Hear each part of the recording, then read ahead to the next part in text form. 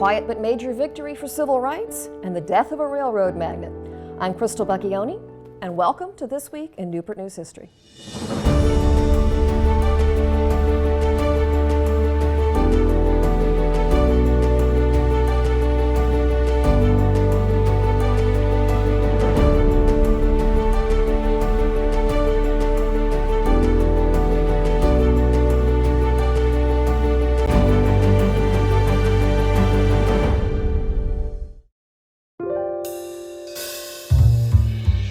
In the summer of 1960, the daily press reported that various Newport News restaurants and lunch counters had begun to quietly integrate.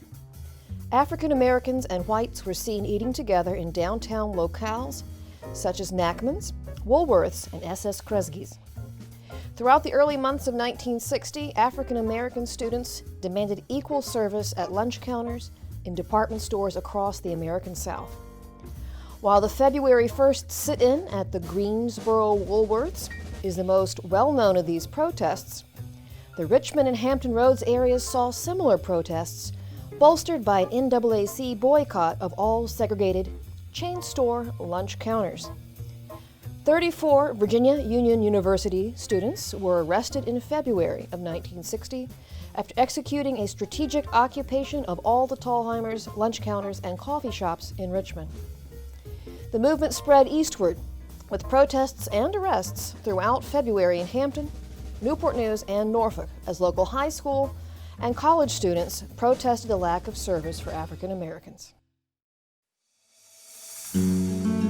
Just 4 years after the birth of the city he and his business helped to shape, the founder of the Newport News Shipyard and Dry Dock Company, railroad magnate Collis P. Huntington, passed away at Pine Knot Camp, New York. One of the big four of the Central Pacific that helped to complete the Transcontinental Railroad, he brought his dynamic energy and business sense to the peninsula in 1872, purchasing land for a Richmond to Newport News Railroad right-of-way. The Old Dominion Land Company was formed in 1880 to manage that land. From it came parks, a hotel, and industry. Huntington saw the best in Newport News. He felt that his railroad, the C&O, was resting upon the finest harbor in the world. The city to be was laid out in a strict grid pattern, much like its predecessor, Huntington, West Virginia. Management of the shipyard and railroad was taken over by Collis's nephew, Henry Huntington, who would later marry Collis's widow, Arabella Huntington. 3 years later, Lafayette Avenue is renamed Huntington Avenue in his honor. This has been your historical moment. Thank you for joining us.